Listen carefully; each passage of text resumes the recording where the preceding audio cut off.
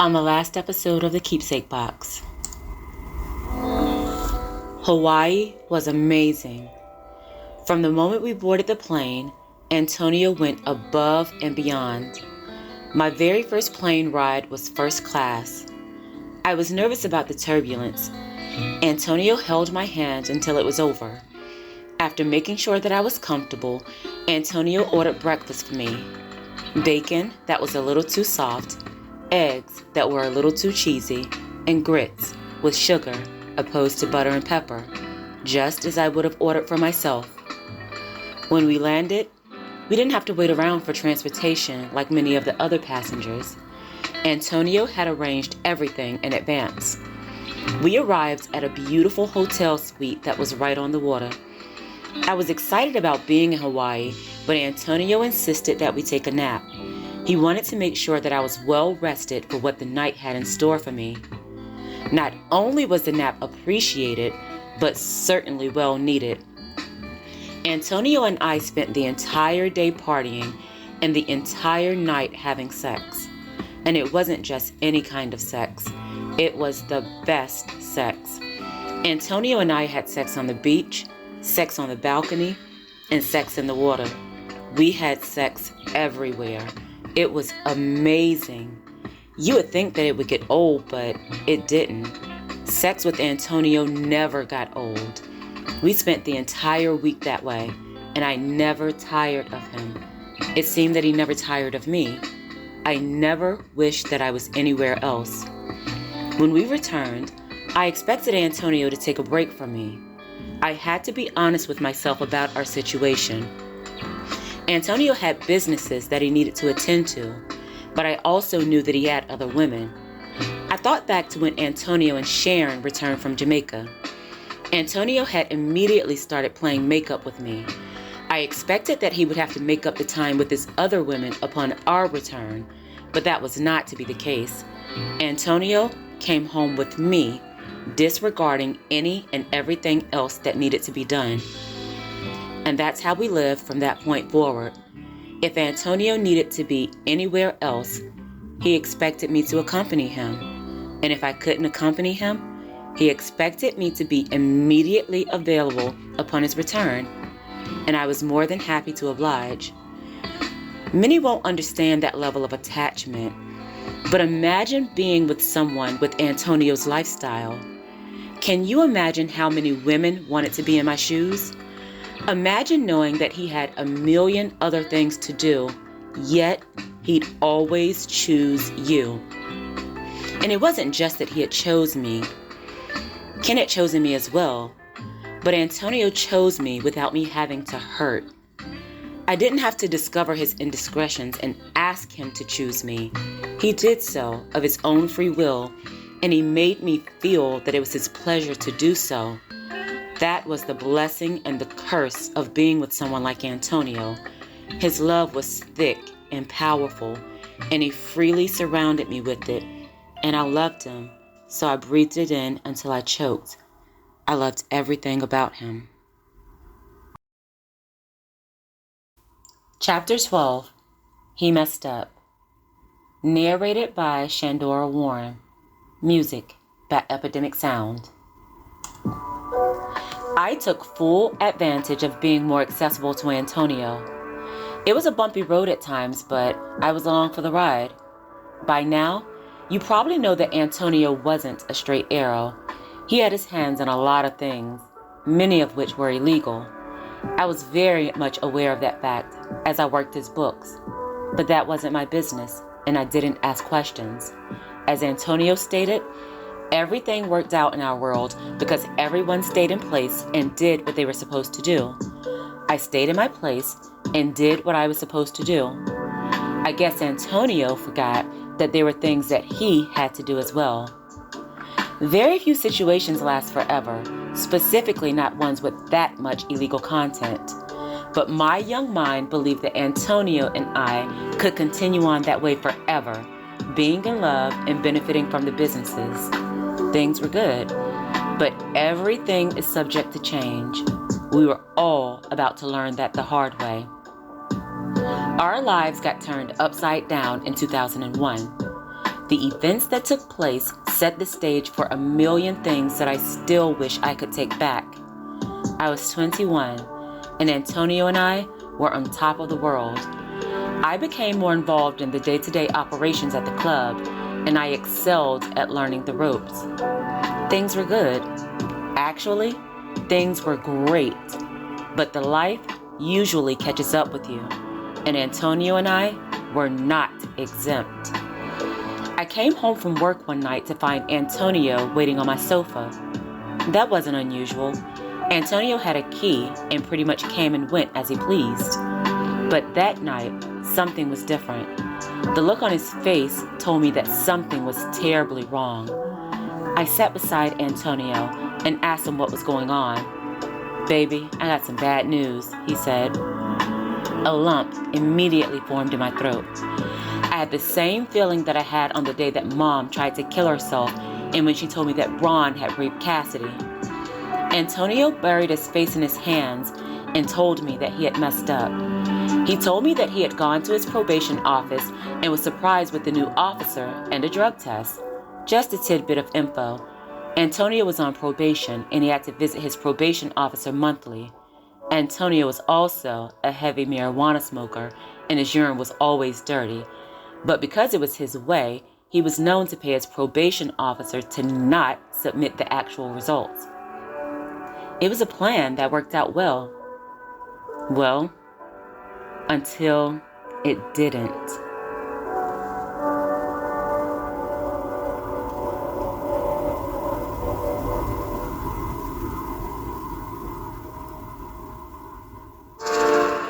Apparently, Antonio's probation officer had taken another position and was no longer assigned to him, information that would have been useful prior to his arrival. But long story short, Antonio was unable to pass the drug test. The new probation officer wasn't impressed by him, and she expressed as much. She explained that she would be submitting paperwork in reference to his probation violation.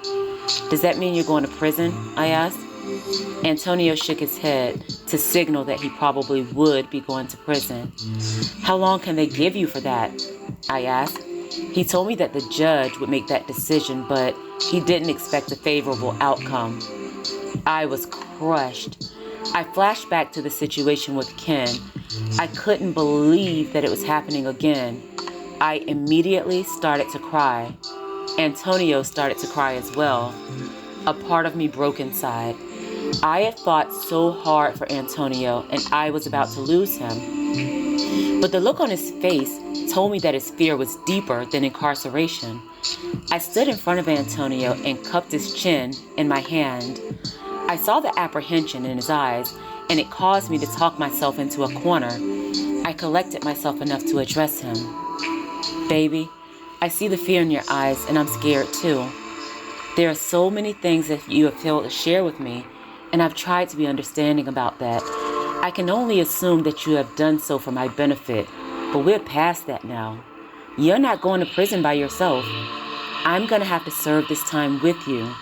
Not only that, but I'm a part of you. Isn't that what you said?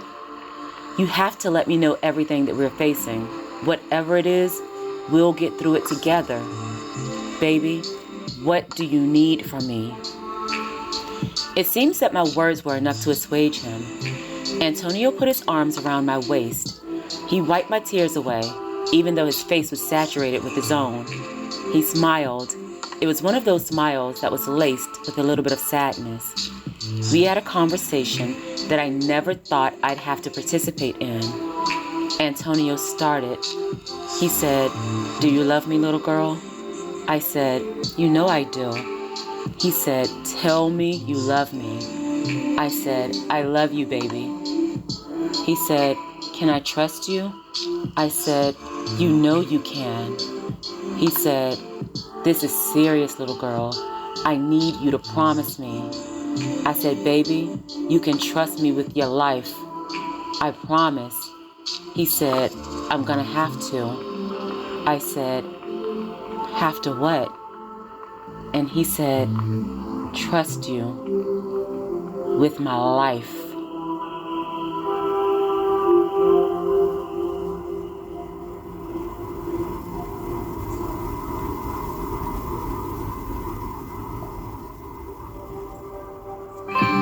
Antonio told me that he was about to trust me in a way that he hadn't ever trusted anyone else.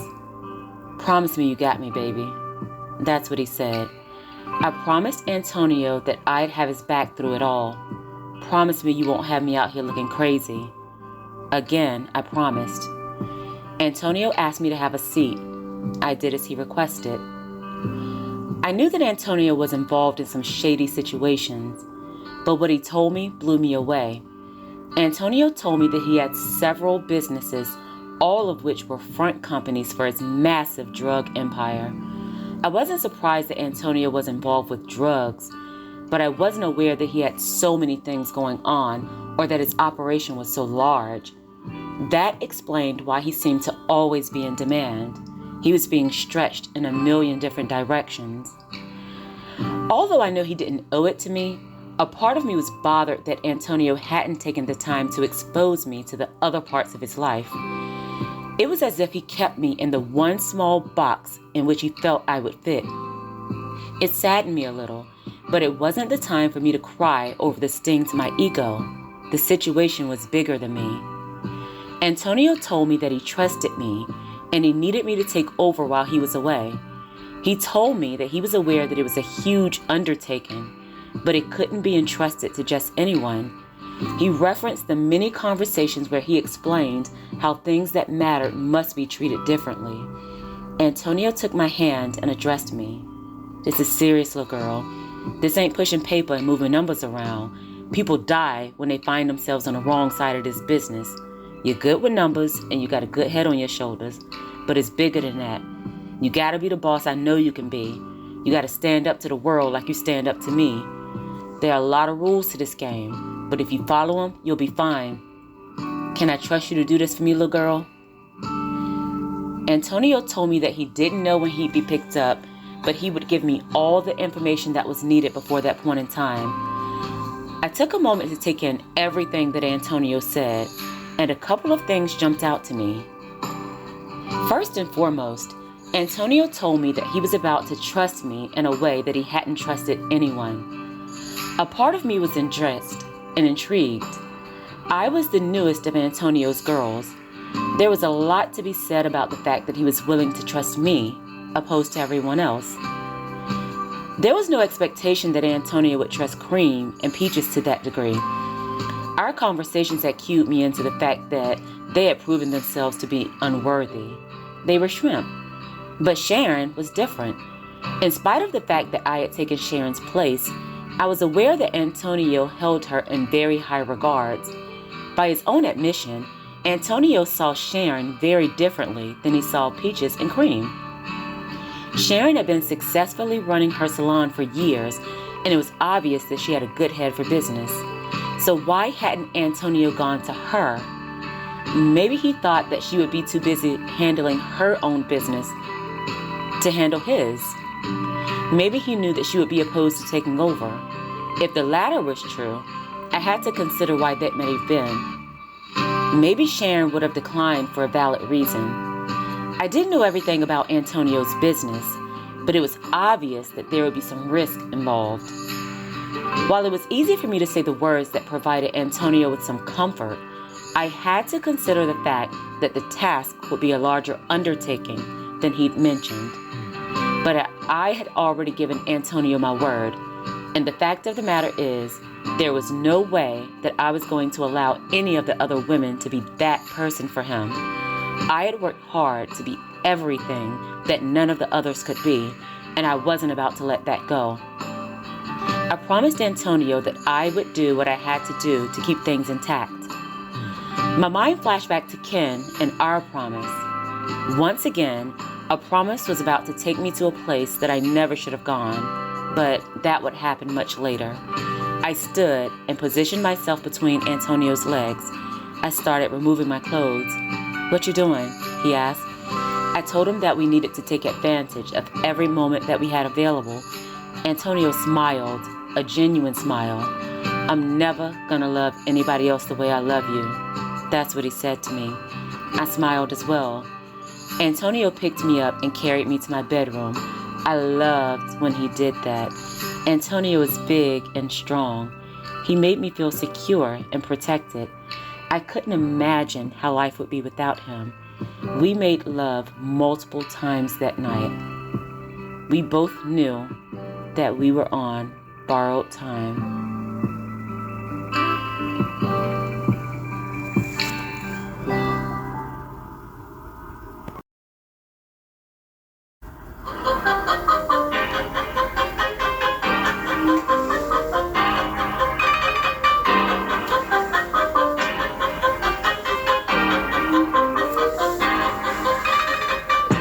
Thank you so much for listening.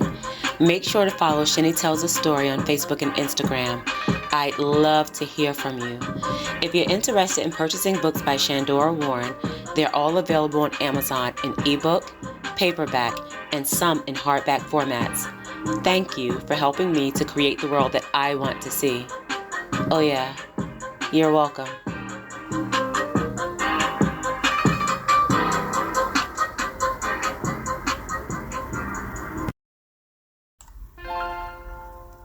Shine, little girl.